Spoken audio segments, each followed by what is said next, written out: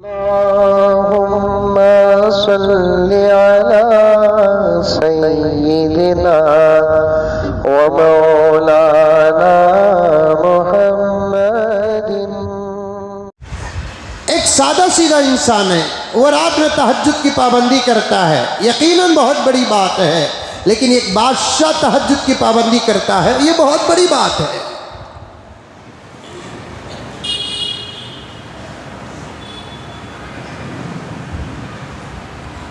ऐसे बहुत सारे बादशाहों का नाम अल्हम्दुलिल्लाह किताबों के अंदर जिंदा है और बहुत सारे बादशाहों का नाम आपने सुना है।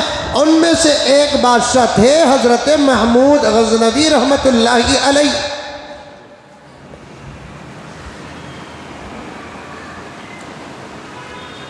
वो सुबक्तगीन के बेटे थे।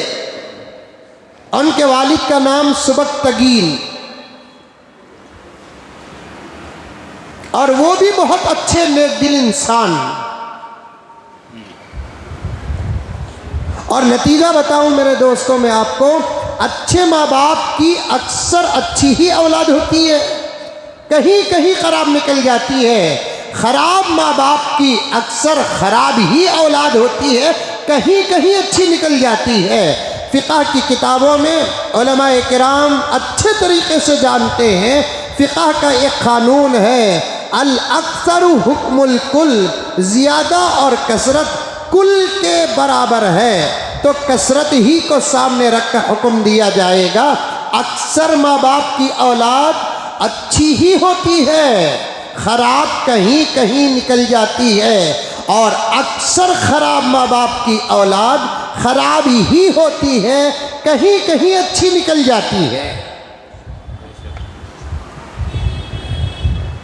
इसीलिए तो आज के जनरेशन को और नौजवानों को कहा जाता है, जिस ज़माने में तुम हो उसी ज़माने में, जिस हालत में तुम हो उसी हालत में, जो रिश्ता लेकर तुम फिर रहे हो उसी रिश्ते में तुम हमेशा रहने वाले नहीं हैं। तुम आइंदा चलकर बदल जाओगे, तुम्हारी उम्र बदल जाएगी, तुम्हारा ज़माना बदल जाएगा, तुम्हारा दौर बदल जाएगा, तुम्हारा रिश्ता बदल जाएगा। आज तुम बेटे हो, चंद दिन के बाद तुम बाप बन जाओगे, तुम्हारा असर तुम्हारे बच्चे पर पड़ने वाला है।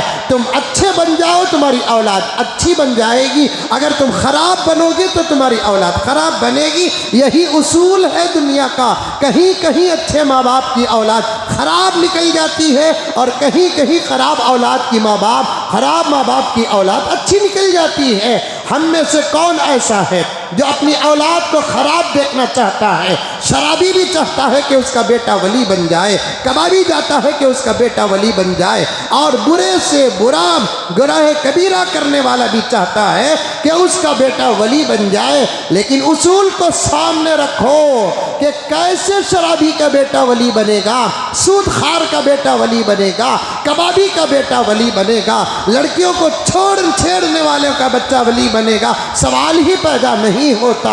इसलिए नौजवानों, बीच में बात आ गई, पैगाम देते हुए आगे गुजरता हूँ कि अल्लाह का वास्ता भी देता हूँ, अच्छे बन जाओ ताकि तुम्हारी नस्लें अच्छी हो जाए।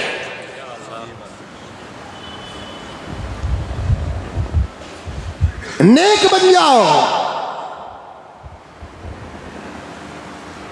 मैं जुमला जरा बदल कर कहता हूं,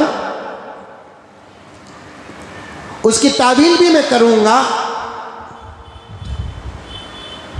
अल्लाह के लिए न सही, अपनी औलाद के लिए तो अच्छे बन जाओ। चलते चलते ये नीयत बदल जाएगी, तुम अल्लाह के बन जाओगे। हजरत थानवी रहमतुल्लाह अलैह फरमाते हैं, खुलूस के साथ अगर इबादत नहीं कर सकते, कम से कम रिया और दिखावे के तौर पर तो इबादत करो।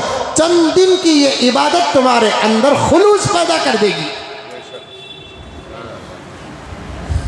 एक जगह पर तो हजरत थानवी ने साफ लिखा है, खुलूस की इब्तिदा रिया है, दिखावा है, और रिया और दिखावे को पाबंदी के साथ करते जाओगे तो उसकी इंतहा खुलूस है।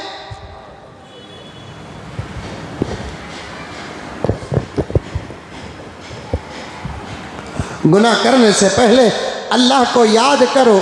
ये तो जुमला सुना होगा आपने, औलिया की मजलिसों में सुना होगा, बेहतरीन हजरत उलमाए किराम की मजलिसों में सुना होगा, जलसों में सुना होगा, खानखाहों में सुना होगा। गुनाह करने से पहले अल्लाह को याद कर लो।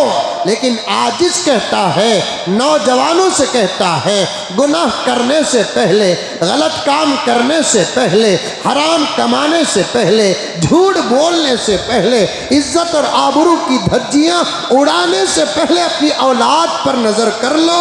तुम्हारा असर, तुम्हारे आमाल का असर तुम्हारे बच्चों पर पड़ने वाला है।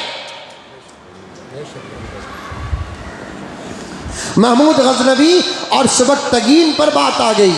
उलमा वारिसीन अंबिया की बात करते करते यहाँ पर आ गया। मैं देख रहा हूँ हमारे नौजवान शादीशुदा साहिब औलाद बड़े बड़े गुनाह कर रहे हैं। क्या उनको अपनी औलाद और उनका फ्यूचर और उनका मुस्तकबिल याद आता नहीं?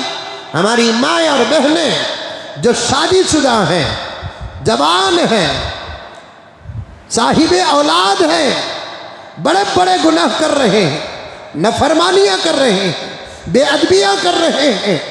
उनको बेअदबी करते वक्त, नफरमानी करते वक्त, गुनाह करते वक्त क्या उनको औलाद नज़र नहीं आती?